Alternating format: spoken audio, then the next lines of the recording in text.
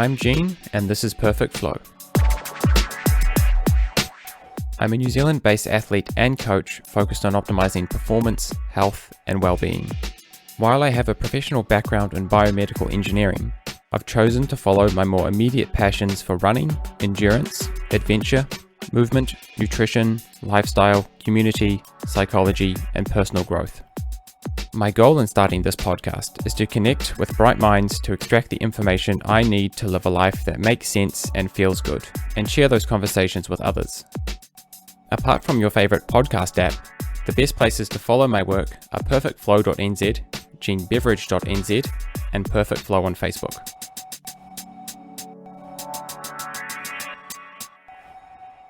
What's up, listeners? We're back with another Orienteering podcast. So those of you that like my conversation with Ralph Street, here's another one that I recorded also while I was in Oslo a month or so ago. And this one is with Ivar Lundanes. So yep, if you've been following Orienteering, you might recognize the name Lundanes. Ivar is the younger brother of Olav, and he hasn't quite reached the same level of ability that Olav has, but he is an excellent orienteer, and it's very easy to get lost in the depth of the Norwegian elite scene.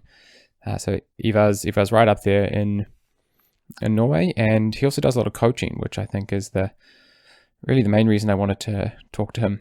And I think this is a podcast that should be really interesting for anyone who does coaching at, whether it's just an introductory level at school, or maybe you do some coaching for a club with kids who are getting some experience and want to learn how to improve themselves, or whether maybe you're coaching some representative teams.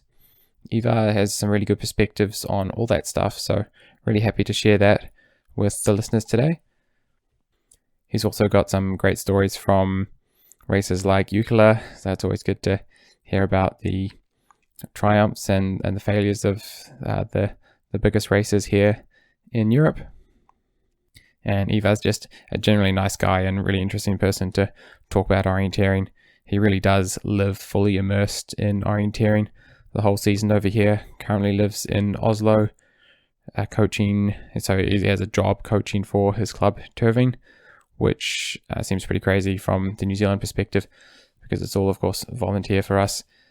But it's pretty cool to get some tips on how they run their training camps and coaching stuff and things like that. So anyone who's into orienteering, I think in any regard, will really want to listen to this. So I really hope you enjoy my conversation with Ivar Lundanes.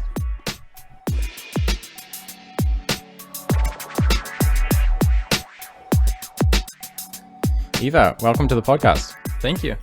So you're my first orienteer, I think, in the proper podcast. I think the first two that I did with Tim and Lizzie were, of course, on orienteering, but kind of a different format. They were more telling a bit of a story back to New Zealand, but I feel like I'm more of an interviewer now. I'm trying to get information out of you to bring back, and of course for myself, I'm trying to get information on the way you train and coach in Norway. So first, if you can tell me a little bit about your job here in Oslo, and then we'll wind it way back. But first, what are you up to in Oslo? Yeah, I'm working as a coach part-time, 50% for the Norwegian club Orienteering. We are one of the biggest Norwegian clubs, with also one of the best elite teams in Scandinavia. Which also means one of the best elite teams in the world. And I've been having this job for 1.5 years. And I really enjoy coaching orienteers from 12 years up to the senior of the top of the world. Yep. And also some of the masters as well. Yeah, I mean, we have, of course, a lot of older people in the club, and they are coming for the trainings and stuff like that. But I'm not helping them so much. It's more like they just take advantage of the stuff I made for the younger ones. And is that because they're experienced enough that they kind of know what they're doing, or is there just a slightly different culture there with the older guys? Yeah, I mean, it's with the older guys, it's more like, they just do orienteering for fun. It's not so much about developing anymore. Okay. So that's more on a personal level, not. Do you have a lot of people who are like 35 plus who come into orienteering inexperienced? We have a lot in New Zealand because their kids start at school and then the parents get dragged in. Yeah, I mean, we have some of them, where they have the kids are running in the 12, 14, 16 classes, and they have started orienteering and been doing some years of running, and of course they get some tips and stuff like that, but those are not the ones we are focusing on as a coaching team in the club. Okay. And with the juniors in Norway, at which stage do you start cranking the training? Because I know Norway and I think Denmark as well have a slightly different philosophy to a lot of the rest of Europe and the world about how early to start taking kids into sport. Can you talk through that? Yeah, it's certainly foreign to a lot of people. I mean, it's there is very, very huge differences. So like it depends a lot of the family you come from and the background. Some that have been growing up with orienteering and have like really nerdy fathers or stuff, they get to learn the training philosophy and stuff like that very early and are quite serious already from the age of 12, 13, 14.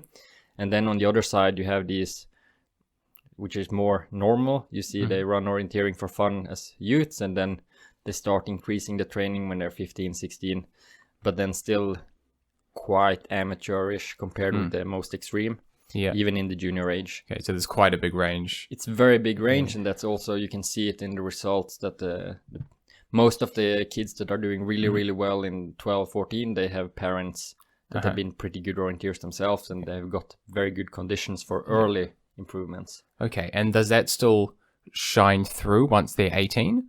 Or do you think once the people who are less experienced have had 2 years of training that the gap disappears? Yeah, I mean, most of the times I would say the gap will always be there. Okay. But you have in Norway, you have some of the absolute top runners. They started orienteering at the age of 14, 15. Yeah, cool. With Marianne Andersen and Anders Norberg as the best examples. Yeah. Even if they started really late, they took the step up very, very quickly. Okay. So yeah, I mean, if you see on the Norwegian national team over the years, most of them have been good all the way. Of course, they've not always been the best, but they've been in the reach. Yeah. And does that philosophy of not dragging kids into sport too early spread across all sports in Norway? Yeah, it's in a way it gets worse and worse. It's like you can see it there's a lot of discussion in other sports in Norway, like we should not make results before the kids are 12. In football, it's, for example, you don't put all the best guys in the team to play together, you split up. Okay, yeah. It's also been changing in orienteering. Over the years, the courses for the young kids have been easier and easier. And now it's like, I think it's in the age of 11 is the first time you get a ranking. But then, of course, at 10, they're finishing the course. Yes. But there's not you finish the course and there is a result list, but it's not in the right order. Right. But their times are there, so the kids can work it out. They can do math. So they see, I used 9 minutes and he used 12 minutes. Of course, I beat him. Yeah. So, but yeah, I mean, it's a discussion, and it's all, it's good and bad sides with everything. Yeah, I think I like the philosophy of let's start sport, kind of focusing on the experience and the relationships. Absolutely. I mean, when you're 12, of course, it's very fun to win races. Yeah. But it should be more about the performance you make and what you learn and enjoying what you're doing. Yeah. So yeah, I think we'll see in the long run how it works, but it's interesting. And so Denmark as well have taken this approach in recent years. Yeah. Is that right? I'm not sure about the Danish, but I know that the Swedish they're having the same discussions. Yeah. And the Swedish discussion goes even further. So what I understand is that there is discussions about the first racing really starts at 13. Right. But of course it gets a lot of people are very disagreeing with this, and it's hard to find something that will please everyone. Yeah. But I think in a way it kind of represents how the Western society is. Like, we're trying to protect the kids a lot, maybe, and in some eyes it's overprotecting. Yeah. Yeah, and I can see both sides as well in New Zealand when you go to kind of more high performance school, and you can see, I mean, the parents are very passionate about 12-year-olds playing football, and does that make the kids too serious too early? Does it make them think that performance is or results are everything? I don't know. Yeah, and I think orienteering is a very complex sport, and I think the abilities that is needed for making really good results in men 12, men 14 is not necessarily the same abilities that you will benefit from later. So, and then of course there's this question about, do you burn out the kids when they have like important races from 10 years old, like when they're like aiming for stuff and training specific for events when they're 12, 13, 14? How much energy and motivation will be left when they're 26? So that's really interesting. Cool. So as a coach of Turving, you're organizing training camps, training days as well. What do you spend your time on? We have weekend training camps, longer training camps. We have specific training days where we go somewhere and do more trainings in one day, or we have also these weekly trainings. So it's a broad range, and it's kind of split between like the senior runners. For them, it's more like training camps and training days, while from the juniors and the youths, it's more like the weekly training we're focusing on. Just to get into good routines with training and make sure that there's always some quality training, so we can push them. While the seniors are more like self-driving, so they know what they want to do and they have their own program, and of course they're all living a little bit spread out, while the kids are more into the daily work. So with the camps, when you're taking people away, are the older adults coming to do the training as well, or are they just kind of youth focused training camps? When we go, everyone open invite to the whole club to we have a very, very big senior group, and we have a medium size for Norwegian standards youths and junior squads. So when we go for the training camps, we are doing it for the juniors and for the seniors. For the youths from 13 to 16, they have 2 training camps a year that is organized via the district team. So there they go, 150 kids from Oslo area going on a training weekend together, where they get to train in a bit different terrain, and it's very social, and they get to do some fun stuff as well. So, and I think it's very motivating for the kids, and it's good for them to get to learn to know the other kids from the neighbor clubs and stuff like that. So I think that was for a lot of us, orienteering really exploded once we met other people, and from New Zealand, that means as a school team traveling to somewhere else in the country or traveling to Australia. I think if you manage to get that opportunity, then suddenly the whole world explodes. Absolutely. And for you, just joining in with other clubs, it's so easy for you guys to join in and run these training camps, and I imagine that the world explodes for them as well. Is this the sport they want to drill into? I think you can say that it's the philosophy is that, like, when their kids are 13 to 16, the most important thing is to make them fall in love with orienteering. Not only the way you run in the forest, but also the whole package. And then you build a base, because if the kids like to do orienteering, they want to go to the trainings, they want to go to races, and if they do that over years, 13, 14, 15, 16, then they will have a good base to build on for the future when they hit the junior classes, and it's all getting a bit more serious. So you mentioned the whole package. What is the whole package to you? How would you define it in your eyes? I mean, it's I think it's very specific with like orienteering. It's a lot of very different from other sports in Norway, where, for example, cross-country skiing is the biggest sport. And there it's more like when it's a race, the kids go there, they wax the skis and they do the warm-up, and then they do the race, and then they go home. Maybe they talk with some of the club mates or something, a few people they know. But with orienteering, you go to the arena maybe 3 hours before your own start. You talk with a lot of people, you stay at the arena, and then when it's O-ring and stuff like that, you all live at the same place, and you see orienteers 24/7. Yeah. So it's more like, orienteering is a lot more than just the part where you run orienteering. Yeah. And it's good to get, when the kids likes what's next to the orienteering part, they also like the orienteering part, I think. Yeah, I think that was definitely my story, and I know a lot of people as well. They stay in the sport for a long time, and they keep turning up in a very more relaxed way. Sometimes they've been a junior elite, and then they've decided no, high performance is not for me, but they still do just as much orienteering. Yeah, absolutely. And in Norway, there's a lot of discussion about how you should focus on the elite versus how you should get a lot of people to run orienteering. But I think you see that most people that survives the youth classes, they go on and run junior class, and then maybe half of them kind of disappear when they turn the senior classes. But then they still come back 10, 15 years later when they have their own kids. Yep. And then they know all the stuff, and they get included in the club, and it's very important for bringing clubs and districts further into the future. Cool. Yeah, that's really nice. So let's wind your story back a little bit. How did you get into orienteering? Is this family, friends, school?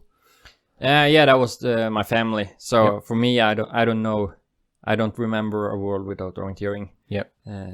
My older brother is 4 years older than me, and my parents, they took him to orienteering races from his first year of life. So it's... And just for people listening from New Zealand who are maybe not so familiar with Ivar, you've probably seen the name Lundanes on the GPS tracking before. So that's Olaf is your older brother, and I'm not sure if they would have seen Ingrid racing. Has she raced World Cups? Yeah, she's been running the World Cup, but hopefully she will be more visible in the future. And how old is she relative to you? 22. So she's 6 years younger than me. Okay, well. And so there's just the three of you? No, we actually I have a younger brother that is 2 years younger than me. Okay, and didn't get so much... he was a pretty good youth and junior. He won the Norwegian Youth Champs. Cool. And he also has actually has a junior medal from cross country skiing. Nice. So you could argue that he would be family. So we are four that are really, really into sport. And then I have a younger sister that's 12 years younger than me. Okay. But she's do orienteering, but she only for fun. Yep. And she doesn't have ambitions, and so she's 16 now, and she likes to run. She likes to come to all the races, but she's not into not yet the training part yet. Cool. And were your parents really into orienteering, or just involved in the club? Some place between, like quite involved, but not not one of the super. They were not really elite runners themselves, but they were doing all the big stuff like Tiomila, O-ringen, and all that. So they had, of course, some experience, which was very, very useful for us when we were younger. Yeah, but I guess they couldn't have foreseen how the three of you have really exploded into orienteering and of really course made, that's such a name. I think you can you can't plan for your kids to be like that, but you can give them the opportunity and support them if they decide to take it on. Yes, because that's quite a commitment to and maintain the level, whether it's Olaf getting gold medals at World Champs, or just you doing the whole season is very intense. I think because we are coming from the west coast of Norway. Okay, where did you grow up? Ålesund is the city. It's 40,000. Yeah. But it's like the Norwegian west coast. There is a lot of fjords and stuff like that. So it takes very long time to drive to get to somewhere. The orienteering in my home region is quite small. Yeah. But my parents took us to all the big races from a young age. And I think that, of course, that's one of the big reasons why we all fell in love with the sport, but it also gave us a very good base of technical abilities, because we were traveling a lot to different kind of terrains. We were racing in the south of Norway, we were racing in the eastern part of Norway, we were racing in Sweden a lot of times every year from we were 10, 11, 12. So I think I think that's it's not an explanation for why we became elite orienteers, but it gives a good possibility to grow on. Yeah, that's really cool. And as you began to get more into orienteering as you grew up, was there a moment where you decided you would take on a more high performance kind of route, or did it just merge, and did your siblings as well have to make a similar decision? I think it went quite smoothly, because first of all it was like Olav was the oldest one, and he had really good results from young age. Like he was top Norwegian from 14, 15. And it was the same for all of us. We all have medals from the Norwegian youth champs, and we went on to take medals in the juniors. So it all just went like a uphill stair, like one step at a time, and it just came naturally. Oh, that's pretty cool. And did you get a chance to race at JWOC? Yeah, you were there. I did run JWOC in Poland. Okay, I don't know, maybe you were. Yeah, I was in Poland as well. Yeah, but I was not. I was not successful at JWOC. I think I had some health issues, so I only ran the middle distance, and I finished 33rd or something. Yeah. So that was a big disappointment. But in a way, it's been quite symbolic for my career, I would say. Yeah. I've always have higher expectations on myself than what I'm able to perform later. Yeah. When it actually counts. Yeah. So. I mean, some people are winners and some people are not winners. Yeah, and I mean, I'm not a winner. It's tight. There's very few people can take those podium spots. Yeah, and of course it's quite interesting, because I have of course my brother, but I also have a lot of experience with other world champions and top runners, and I see how extremely well prepared they are, how extremely well they do every small thing. So I mean, the level is so high. In international orienteering, even if the sport doesn't get the recognition it deserves.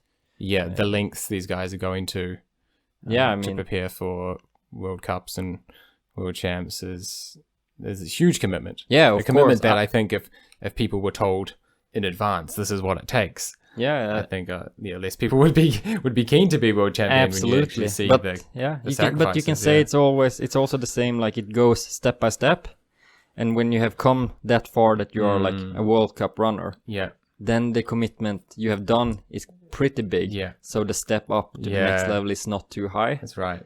So for the best ones, it comes naturally. Yeah. But like if you should take a normal orienteer, like just put him into my brother's life for 2 weeks, then it would be a huge difference. Shock. Yes, absolutely. Wow.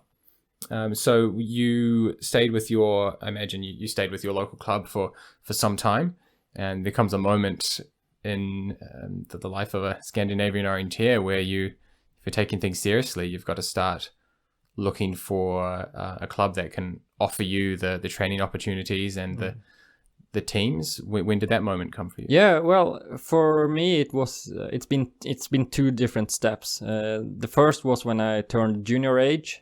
Then I changed from my home club to the Norwegian club Frol, which which had there was a lot of good. They're mainly further north. Yes, it's north of Trondheim. Yeah, so it was not your local. Not local at all. I think it's there was a Norwegian Cup there once, and we drove there, and it was 7 hours. Yeah. So, but that was like the nearest like elite club in a way. Oh, right.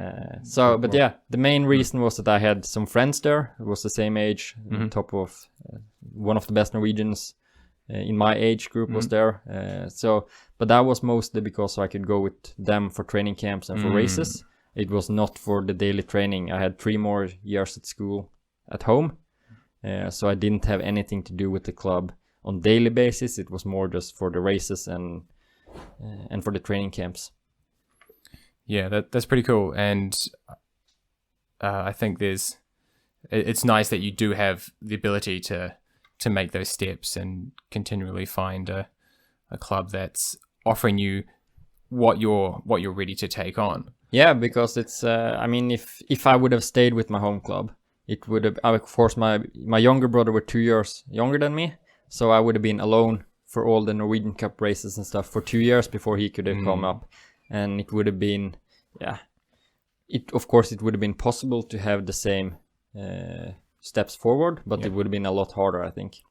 And it was also the same with Olav. He changed to one of the best clubs, junior clubs in Norway back at that time when he was a junior. Okay. So the step from youth runner to junior is a natural step to find a bigger club when you are from a small club. Right. Yes. And is that still kind of hard for people to do, or you just know that it has to be done? It's a mark of making progress. It's very hard because this is quite a problem in Norway, but it's a huge problem in Sweden. That like older people, they think it's wrong to change club to get better.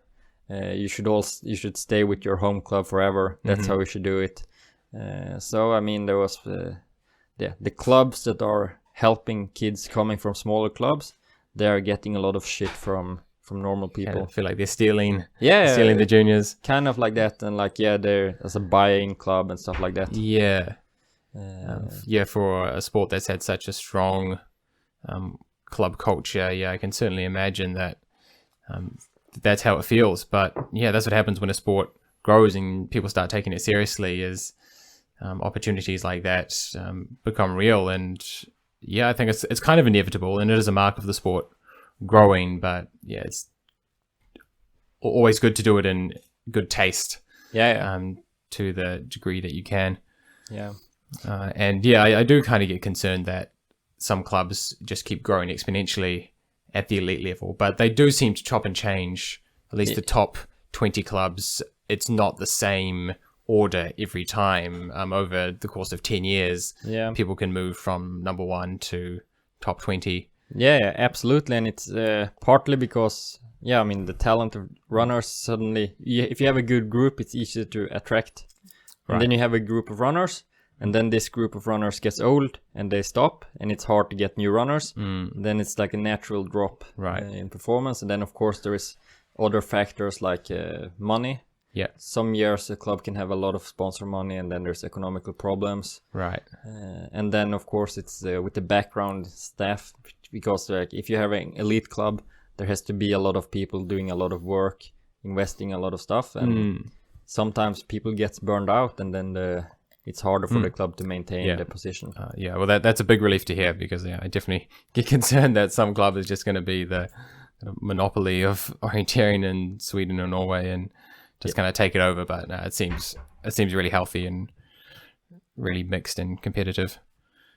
Everyone's trying to innovate different ways of training, and national teams as well, trying to do their own style, and they're not all just copying one person. So that's really cool. And what was I going to say? You moved to Stockholm at some stage. Yes. Was that another step up? That was the second step, because when I finished high school, I had 1 year off where I was working some making orienteering maps and training for very ambitious for JWOC. And then after JWOC, I moved to Stockholm, where a lot of my friends have moved a year prior to me. So I went to Stockholm, and then I got in contact with the boys at Södertälje Nykvarn. And then I moved out of Stockholm to Södertälje, and that was that was a big step up from in Frol. We were quite ambitious. We were juniors, and we were still kind of individually focused. Everyone had their own plan. Everyone had the same. We didn't have much to do with each other. And did you have a coach who was overseeing? Not really. Things? Not really. It was more just like we had this one guy that was looking at the training diaries, but that was just to make sure we didn't do anything really stupid over time.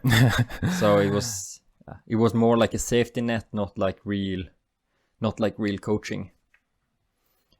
But then when I got to Södertälje, it was I was a new world. So you've got a club coach who's setting you team trainings. We had like a lot of trainings every week. We had some guys that was just watching us at the interval sessions. We had some guys that was just there for the technical sessions, and it was more like we were training together as a group, and we were like having a common goal in a whole different way when it came to the big relays. Yeah, and we'll get onto those big relays, but yeah, that must be that sense of camaraderie that we're all in this together, and we're seeing each other's highs and lows and supporting each other. I imagine, you start to feel like a squad at that stage, and you're being treated quite seriously as well by the club. Like, they're very explicitly interested in making you and giving you the opportunities to make progress. Yeah, of course, it's also because Södertälje has history as one of the first real elite clubs. Okay. It's been when I came there, it was 25 years ago since the elite era really started. So Right. there was a lot of experience in the club. There was like a culture, and it's a really big club with a lot of members, and the elite squad is quite big. But how many are we talking? 400 members, Yeah. something like that. So maybe let's say 150, 200 quite active orienteers. Yeah. And you could like feel that the support you had from the club all the way, and how proud they were of the results we were making in the big that's relays. nice. That's really cool. Yeah, so I mean, let's get on to the relays and the season, and maybe we can talk about the season as it progresses from winter. Yeah. Even you back home, of course, the training season is whenever you want it to be. Yeah. But you guys are forced. There are some things you can't do, and running in winter for you guys is something that, unless you live right on the coast, becomes difficult. Yeah, I mean, when I was younger, I basically didn't run at all in the winter. I was just skiing. Yeah. But then the older I got, the more serious I got, the more I increased the volume of running during the winter. Yeah. And so where are you doing that? Running on the roads. Yeah. When I was where they clear. Yeah, the roads. because when I was living at home, Yeah. there was almost no terrain running possible. Anyway, okay. From December. This is just too steep. Like, this is fields into the water with little patches of forest, I'm Yeah, imagining. no, it's more. Everything is like there's snow everywhere. Yeah. Or ice, and Okay. Yeah. even if it was close to the coast, it was mainly no available forest that was safe to run in. It's I mean, of course you could not safe or like dangerous, but more like injury. Right. Yeah. So that the stoniness on the ground and and then the size especially of the with the cliffs. ice is the problem. Right. So even if you run with Right. spikes, it's slippy and risky. Yeah. So then when I moved to Stockholm, the winter was a lot better because there is less snow there. But even in Stockholm, there are long periods with 30, 40 centimeters of snow. Yeah. And then you're back on the road again. Mm-hmm. But yeah, I mean, now it's been really, really big change in the European orienteering. The last 20 years now, the season starts in February. Everyone goes to training camps in Portugal to run Whereas races. before, people would just still do the skiing up until yes, March. exactly, and then the season started in the mid-March. So it's for the Scandinavians, it's that also means the orienteering is getting quite expensive. If you are a junior runner, you might not have so much support from your club. But you still see that your opponents are going they're going to training camps, spending 2,000 euros on a training camp, and you feel that you have to do the same. Right. So in that's a shame because a level playing field is good for competition. Yeah, exactly. The more closely we can be put against each other, the better. Yeah. But I mean, for me, it was. It was the year I turned 17. I was on my first winter training camp in Madrid. Yeah. And since that, I've been every year. And at the top year, I think I went to Portugal, Spain, France, 5 weeks during the winter. Wow. And then you've arrived back here in March? Yeah, or it could be like 1 week in Portugal, then back home for a week, and then another week. And then back home to take some exams and stuff like that, and then go down. Right. So you're coming into the very start of the season, and you've already had 5 weeks on your feet. Yeah, exactly. Which is that a big difference compared to just doing the mileage skiing? Yeah, I think so. Partly because of if you're not going to training camps, you don't have the technical routines. Yeah. But it's also like you don't really have the speed in the legs. You don't have you're not used to running in the forest again. Yeah. So it's you can see a bit difference between those who have not been going to the training camps. Okay. They're kind of struggling the first weeks. Right. But then after, when you reach mid-April it's pretty level field again. Okay. Right. So they catch up, but you might miss some early form. Yeah. And so when's the first big race for you guys? It depends. I think when there was 2014, there was European champs in Portugal in the mid-April. Cool. So then there was the selection nice. races were already in the mid-March. Right. But normally the important season with the Norwegian Cup and the selection race starts in the middle of April or last part of April. Uh-huh. And then of course you have Tiomila, that is our last part of April. Mm-hmm. And then of course it's then there's no more excuses. Yeah, you're deep into the season by then. So Tiomila, that's a massive deal, and it's one of the few races that we can see from New Zealand. The live coverage is great, and of course it's in the daytime for us. Oh yeah, yeah. perfect. So it's actually quite easy to watch Tiomila and Nucula. For some of the listeners who haven't seen this race, can you describe it in your own words? The format and the history. Yes. Yeah, so you have Tiomila and you have Jukkola. Tiomila is a Swedish relay. It's for the men's, it's 10 legs running in the night. You start just before the darkness arrives, and you end in the morning. So the last legs are always in daylight. 10 legs during the night. I think you run normally 110 kilometers during the night, which is where the name comes from. I think. Yeah. Mile. So it's 10 miles in Swedish. Yeah. So. But yeah, it's. I think the relay started in early 1940s. Right. Yeah. So it's got the history, and it's still. Yeah. How many teams are starting in the past few years? I think it's been in the men's relay. It's about 350 now. But back in the 80s, I think it was up to 600 as the most. Okay, it was bigger. Yes. Yeah, it was bigger before. Yeah. Why is that? I think you can see this in most sports that there is less people doing it now than before. Okay. Because in the 70s, 80s you didn't have much to do. Now you have 300 TV channels, you have all the culture stuff. Yeah, okay. Internet. And more sports as well. Yeah, exactly. There's the competition so many new sports that no one would have even thought of. Yeah, and then I think 30 years ago. I think it was easier to get people to continue with sport before, but and now it's more of a focus that if you're not good, it's not so important to go on.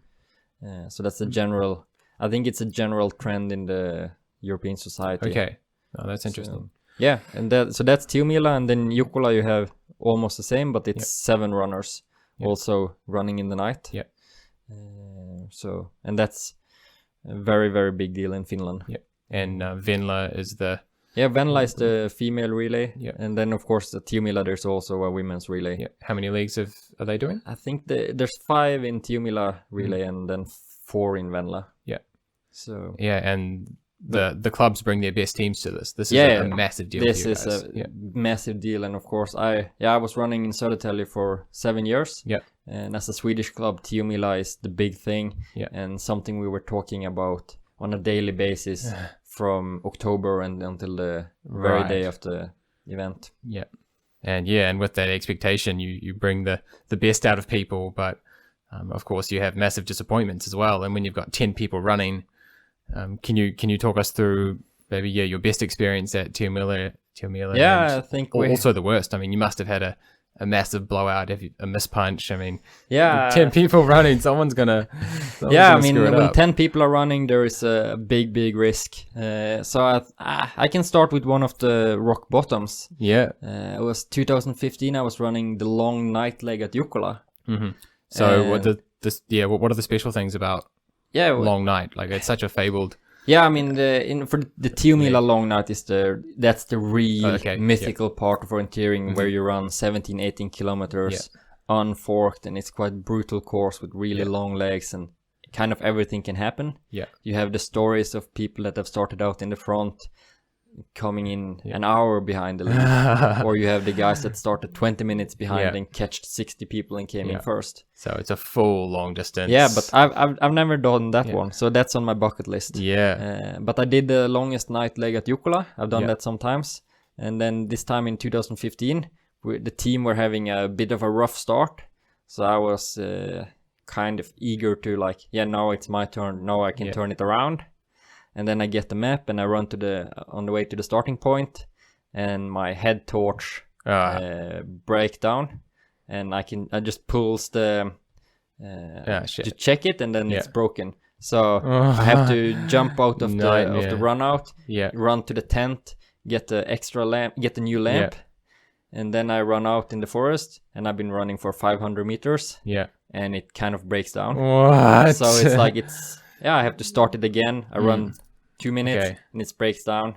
And do you keep running and restart it? Yeah, so I was doing that for 2 kilometers, restarting it every 15 seconds, and then it just died. Yeah, so I was actually running like, okay, I have to do this for 15 kilometers, turn it off and on. I can do it. Yeah, I was like, no problem. Yeah. So then I was in the middle of the forest. I was like, shit, this is bad. And then luckily there was this guy that came by and asked, can I get your reserve lamp? Because everyone is running with a small reserve lamp.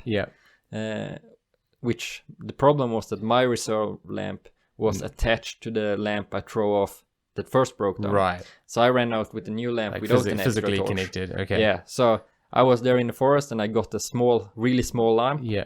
And I was able to run the course with that one.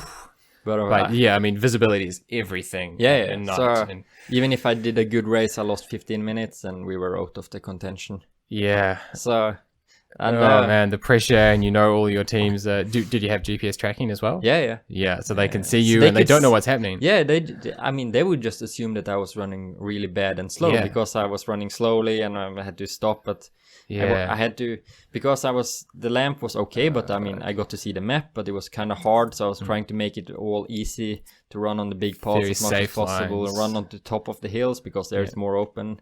So that was a rough night. And how did the team take that when you come in? Because of course they're prepared for you to be really disappointed. Do they console you or are they angry? When it's something like that, it's like 2 lamps breaks down. What can you do about that? Because it's very unlucky. Yeah, I've been using the first lamp that broke down. I had used that the day before and there was no problem. Yeah. It's something like that you can never really prepare for. But still, the disappointment. As you say, talking from October, this is, you guys are all training, checking each other's training. How are we going, guys? And it. And then when you're finishing, shit, it's over. It's a year until the next time. And you kind of feel like, of course, even if it's not your fault, you feel that it's your fault and you're letting everyone down. Sport. And that's how it is sometimes. When you have 10 or 7 guys in the team, in most teams there is 1 or 2 that delivers badly. And of course that's rough. But when you are good friends with your teammates, it's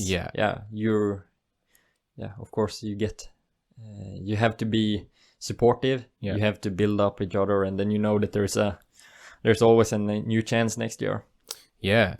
And if it's just Tiomila, then there's also Jukkola coming up as well. So this was Jukkola in 2015. So that was that leads on to the next one, which was Tiomila 2016. That was the next chance, and then I had got a new lamp. And we had a really good team. We had been preparing well. It was in Falun that year, so we had been there for training camps, and we were not one of the favorites, but we were one of the outsiders, and we did a clean race. Almost every 10 guys did a good race. And then we found ourselves together with IFK Gothenburg and Kalmar Rusty on the last leg. So 2 of the big clubs. It was a big duel between. So we had Jonas Leandersson on the last leg. 2 times European champion, world champion in sprint. Yeah. So we knew that he was a fast guy. Yeah. And then you had Gothenburg with Eskil Kinneberg, Yeah. which is now reigning world champion. Yeah. Back then he was reigning Tiomila winner. Yeah. And then you had Thierry Chouchou. So it was a great battle during the last leg. And they came together to the last control. Yeah. And Jonas Landersson was able to nick it in the sprint. Yeah. So He's quick. Like, what has he just done for? Yeah, he half? did 66 on a quite tough, Quite a tough, quite a tough, undulating course. Quite tough half marathon course. Yeah. So he's definitely one of the, and a sprint finisher would want to come up against him. Yeah, but, I mean, you could see on the GPS his speed was more than 30 kilometers an hour. I think it was 33 or something. Right. Pretty intense after 16 kilometers in the forest. Yeah. And of course you have...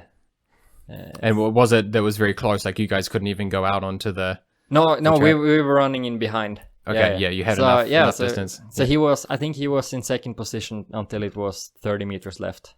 So it was, and it's quite special because it was the 45 minutes that was leading up to the sprint. Yeah. Is so nerve-wracking. Oh. Like, there's sometimes imagine. they were splitting up and like, will he be able to stay with them? And now. And then the other guys look so strong on the TV control and you kind of prepare yourself that we are so close. Yeah. It will feel so horrible to lose out. Yeah. In the end. And then, luckily we didn't lose out that time. So that's from my orienteering career, that night in Falun is the big headline. Amazing. And how did you guys go in the years after? Did you feel a lot of pressure after reaching such a height? Not really. It was kind of a revelation. Like, I mean, it felt so good because we had done it. Yeah. So of course we were really wanting to cope it. Yeah. But it's kind of like you can take the backpack off because you've already done it. So now it's That's all about really nice feeling. So even the year after we finished third, we were so it was good. Really happy with that. And then so I think but I think that's a bit the difference between when you're individual runner.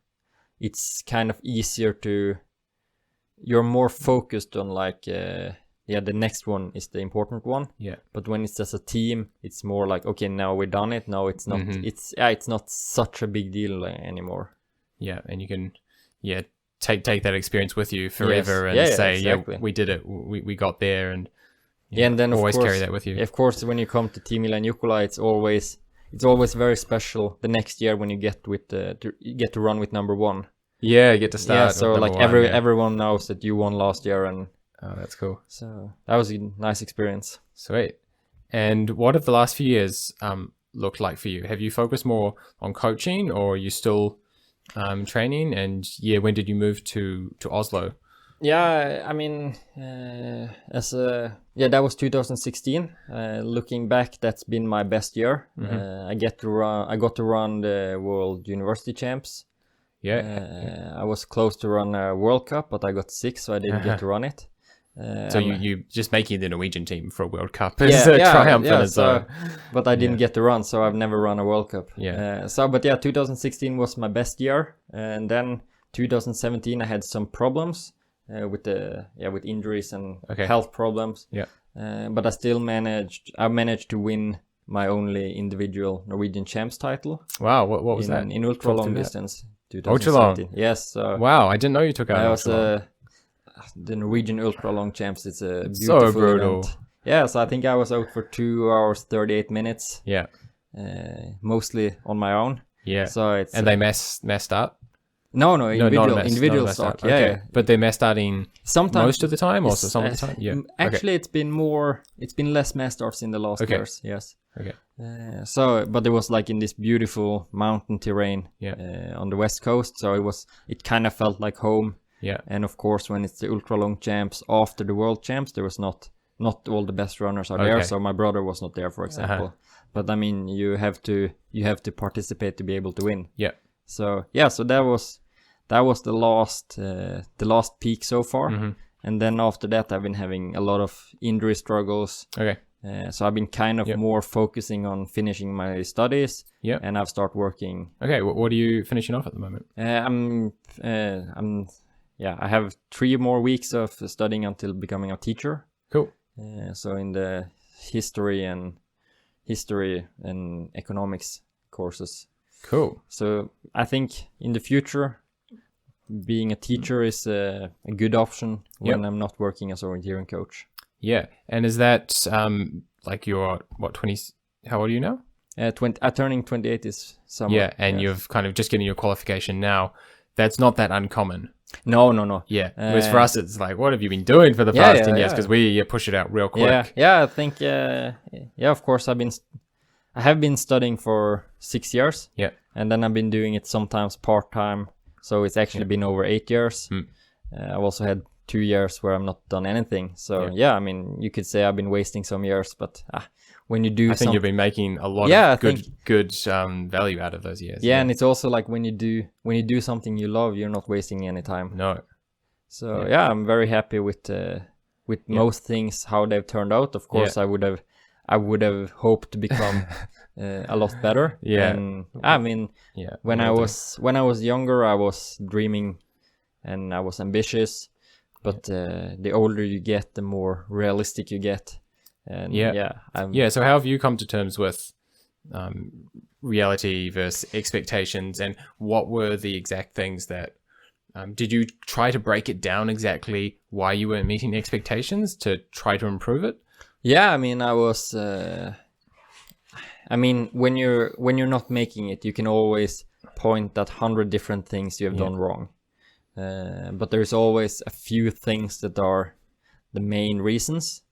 And I think the biggest problems the biggest reason I never really got to the level I was hoping for is the injuries and the health issues. Okay. I've been sick a lot. And of course, I've been injured and sick because I've been doing something wrong. Yeah. A lot of people, they think that like, I've been sick, I've been injured, but that's just bad luck. But of course it can feel like that, but probably you've been doing something wrong. Yeah. And or even if it could be some bad luck. But, of course. Like maybe you can find a way of working around it. Yeah, because I think don't just accept your fate. Yeah, because I think there's a lot of people that having injuries and health problems. Yeah. Which are bad luck. Yeah. And then they sort it out and they become good. That's right. Even later.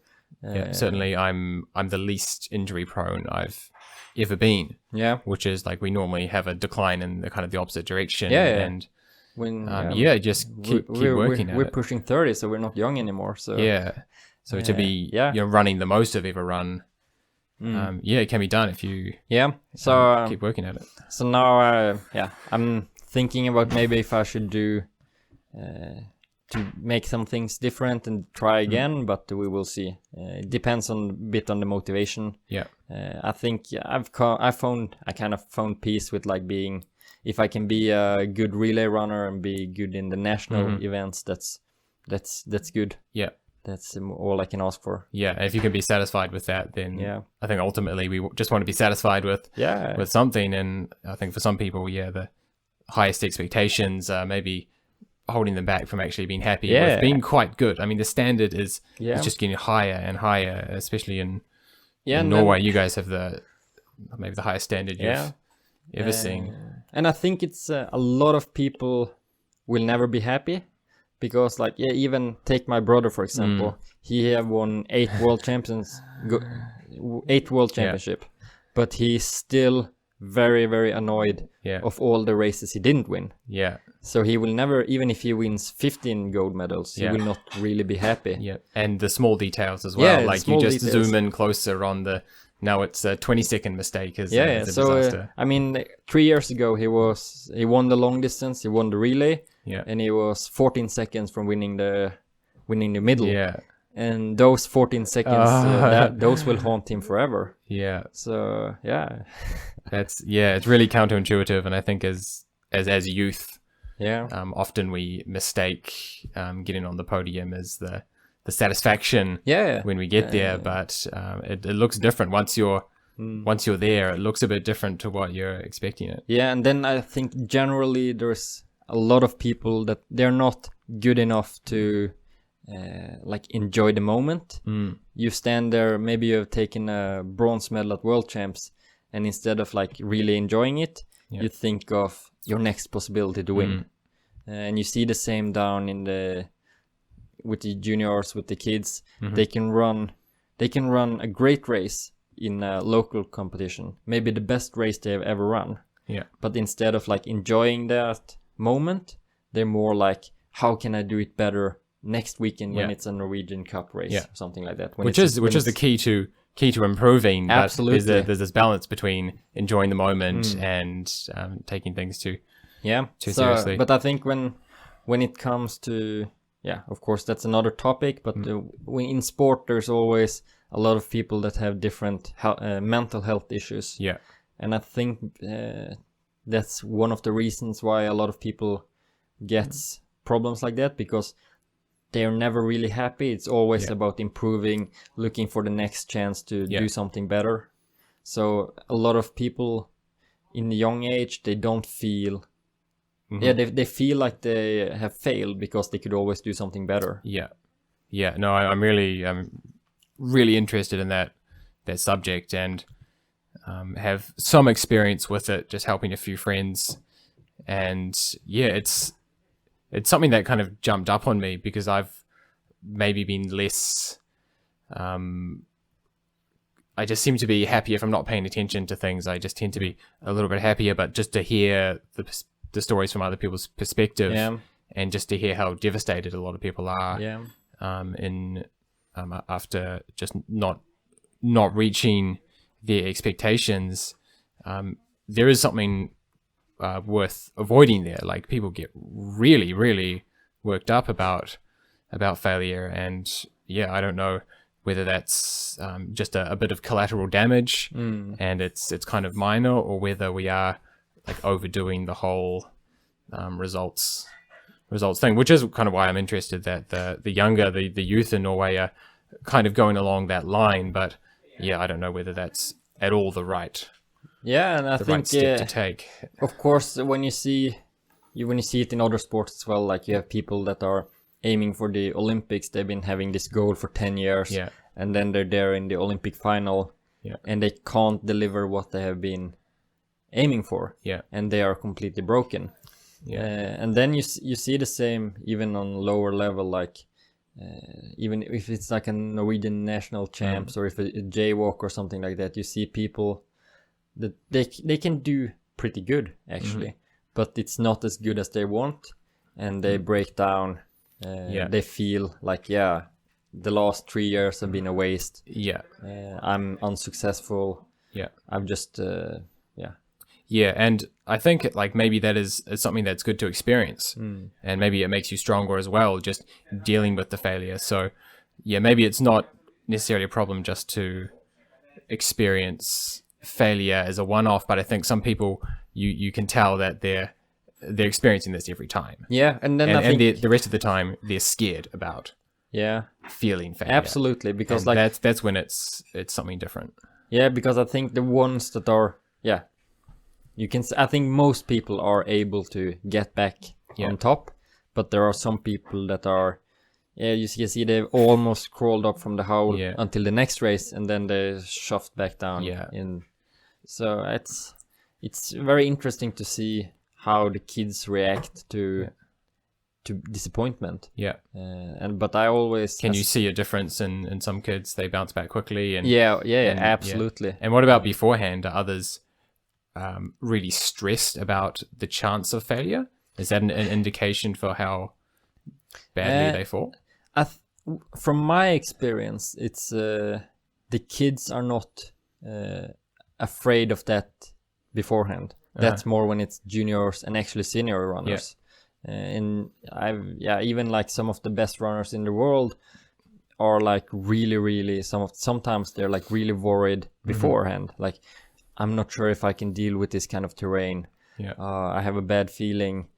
And then of course sometimes it doesn't affect the performance at all. Sometimes they do great. But sometimes you can see that they are kind of broken Just before too start, stressed. and they are not able to do what they normally do.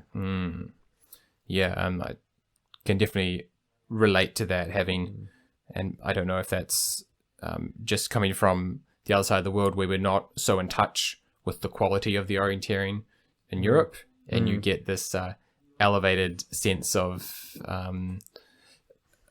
skill and competence, and then you go to jaywalk and get your ass kicked. And for a lot of us, that was just the leveling effect that had on our confidence. Was we went from the best to like way down. And I don't know if maybe you guys are in touch with the quality of everyone a little bit better, but just knowing how good you are is you can learn it, just know it the whole time, or if it hits you by surprise, then I mean, I think it's kind of connected with like when you're a senior runner, elite runner, and like you have really big expectations to one race.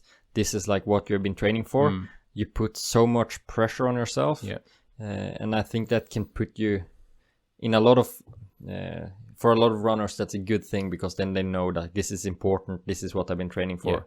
Gives them the stress and the focus. But for some people, it's just too much. And I mean, I haven't seen it, but I've heard stories about people like breaking down in the quarantines, crying, and they don't really want to start a race. And I've experienced this. I mean, very recently as coaching as well. You do see it, and I'm no master at dealing with it. I'm still, don't have the experience to really know if it's whether it's even good. Is there like, this is a good experience that people can go through and come out the other side? It's still unsure. I think as a coach, that is really, really difficult. Like if you have a runner that is like talking himself or herself really much down before the start, and then you don't really know if maybe that's good for her, and then maybe that's good for him, maybe that's how they should do to be able to perform at the best level, or you don't know if it's just a complete breakdown coming in. So but that I think when you've been through this with one runner, you kind of know how it will affect it in the future. So I think it's mostly you just need to gain experience from a lot of different people. I can think of two really good examples of people. If you took a snapshot of them 20 minutes before the race, you're like, they're not even going to start. No, And but both the two examples that just jumped out were good results. They had excellent performance both and ways. It's that's so I think that's kind of a beauty about sport. It's like you can see the runners, and you see how a runner behave in one situation.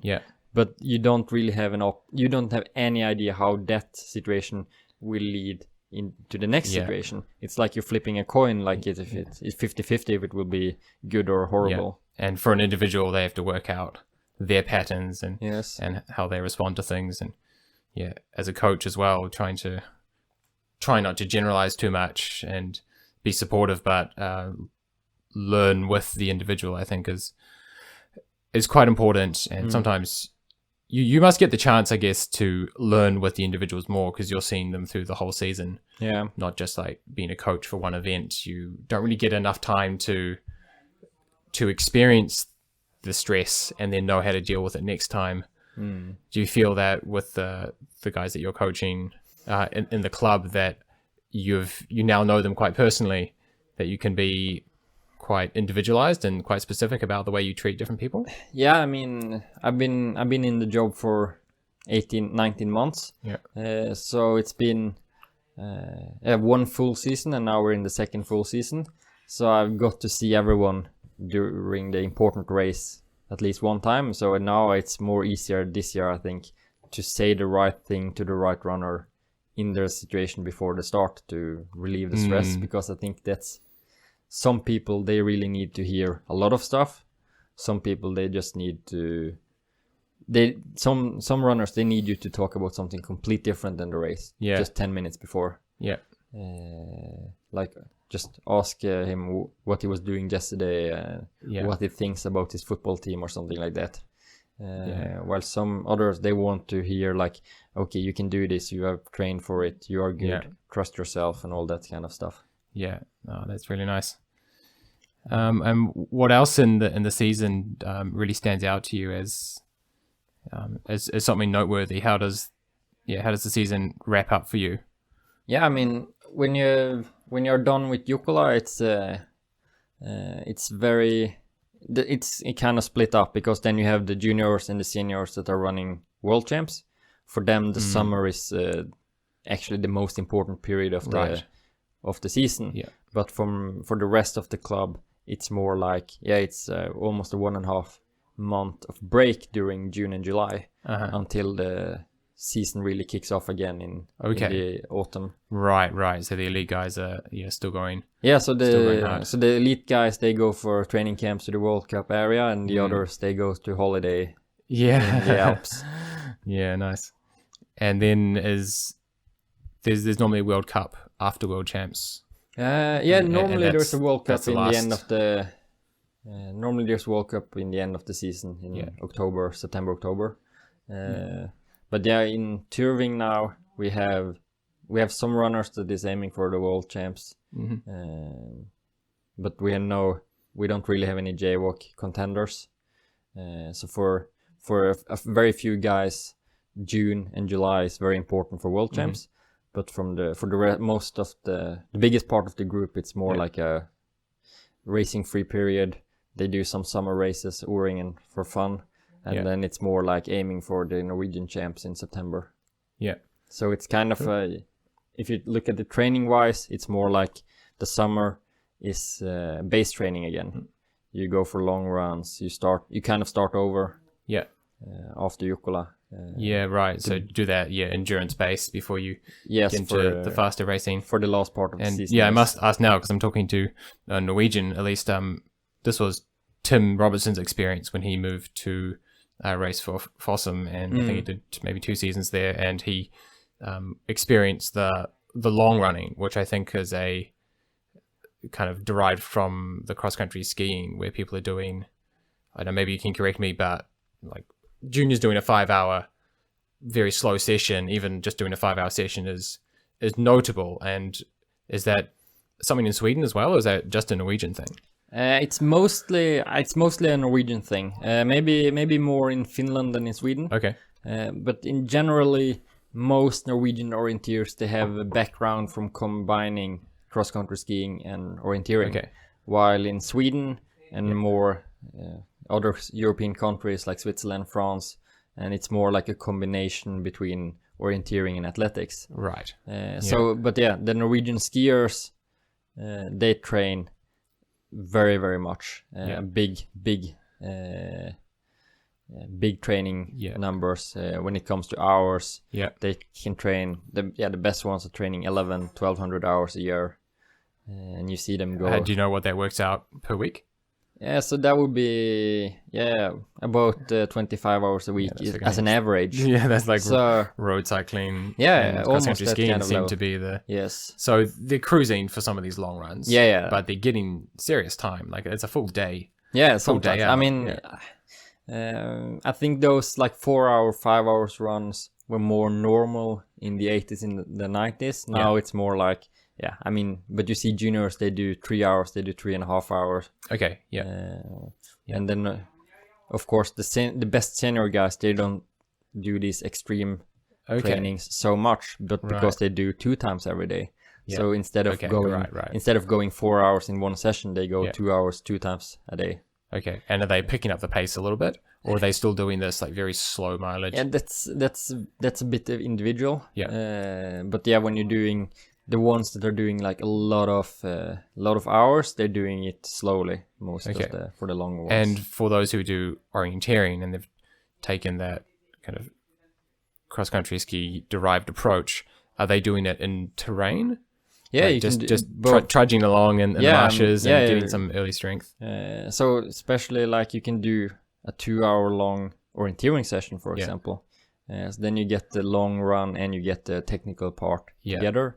But I mean, but taking it easy. Yeah, taking it easy, not pushing it too hard on easy sessions, because even if you're doing 20 hours a week, you still have to do the quality sessions properly. Yeah. So you can't. If you're too tired for them, then you're then really it's missing no out. Point. Yeah. So I think that is that's also a problem actually for a lot of juniors, because I think when you see the best guys, you know that they're training 22 hours a week, they're training this and this much, and then the juniors think like, I also have to train a lot, and then they go too hard on the easy sessions. So too fast. Yeah, too fast. Right. So they're just too tired, and so that means that the quality sessions will be of lower quality than it should be, and it's also the general training load is too big.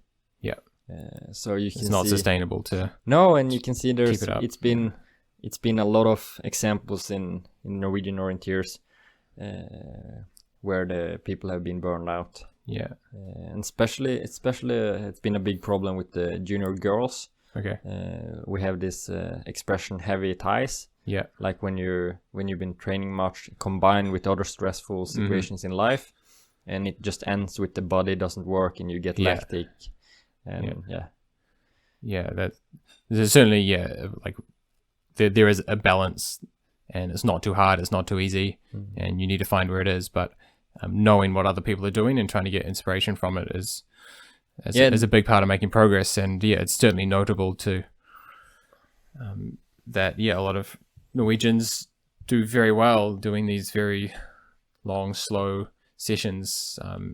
Certainly a lot in the base kind of off season, building up the base. But are they taking that through into the more racing season as well, as like a weekly long run, or do they phase that out, or they keep doing it? Well, I think when the absolute best one, like my brother Magne Deli, Eskil Kineberg, those guys, they train pretty big training load all the way until the last month before World Champs. Right. So even if there's of course they do a little bit easier before the big relays and before the World Cups, but like they can run a Norwegian Cup middle distance and then go for a 95-minute long run in the evening during the season otherwise. Right. And is that not quite the same in Sweden? They're doing maybe more intense stuff, but I think slightly lower volume. Generally, the Swedes are more intense, shorter sessions, less training load in general. Yeah. Oh, that's interesting that tradition has kind of stayed, even though kind of sports science seems to be out in the open, but there's definitely some history that's kept that kind of unique approach. Yeah, it's because of course I don't know everything about what my brother does, but I have I know it's a lot, a bit at least. Yeah. And now as a touring coach, I also work a little bit with Matthias Kibuitz. Okay. And those two are two of the absolute best in the world. Yeah. But they have a quite big difference when it comes to the training. Wow. Like Matthias is training, he's training much, but he's still, 250 hours a year less than Olav is training. And he's running much faster on his sessions. So even if they run, if they run the same amount of time, Matthias is running a lot more kilometers, but Olav is running a lot more in the forest and a lot more orienteering. Because the Swiss guys, they're not doing much orienteering at home. Right, they're just coming over for training camps. And bombing of course they have some training days in Switzerland and some weekly trainings as well. But it's not like when you see the Scandinavians, they can be, it can be a normal week at home and they do 7 map sessions a week. So dreams. So but I mean, so nice for all the young orienteers that want to, you should never try to copy one of the elite runners. But I mean, for inspirational, you should go to Attack Point and find the Thierry Chouchot training diary, because he did years of it. He did 1 year where he logged everything. It was until the World Champs in 2016, and it's just amazing to see how much orienteering training he's actually able to put in over time. Wow, it's just out of this world. Yeah, definitely. I'll get a link to that, and share that, because that's amazing. And a lot of other people still use Attack Point as well, and following some of the elite guys there and just watching the details, I think it gives you a lot of inspiration to try different things and find what works for you. Yeah, absolutely. And then of course it's very nice now with Strava about a lot of runners, a lot of the good runners are putting out their trainings there, and there you can see also, like, you can see speed, you can see what kind of terrain they're running in, and all that. Even you can see their heart rate. Yeah. So and then you can see like how much, when he's doing the races, how is his heart rate, and then you can calculate like how fast is he really running on this session. And I mean, now with the internet there is easy access to all this. Everything is accessible almost, and but of course that leads to a danger, because 16 years old, they can get like, maybe I should run every week, I should have a theory shushu session, and then they're not ready for it. So you should never copy, but you can get inspiration. But it's always about, you need to know your limitations and to know what you can handle. And I think that's the hardest part when you see if you see it in a 10-year range from 15 to 25, very few people get through that range without doing anything stupid. So normally it's the one that does less stupid things that wins in the end. Gets that consistency.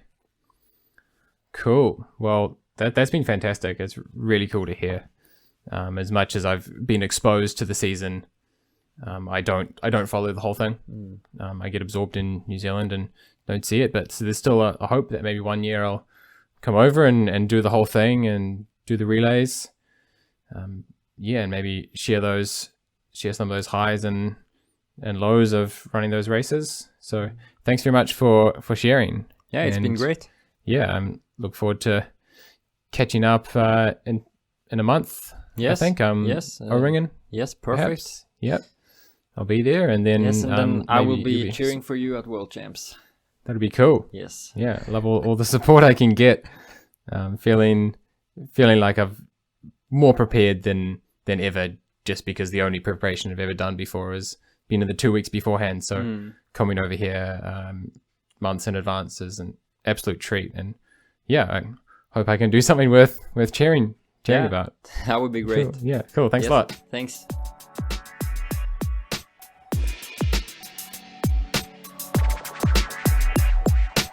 If you're enjoying the Perfect Flow podcast and want more value from it in the future, there are some ways you can support it.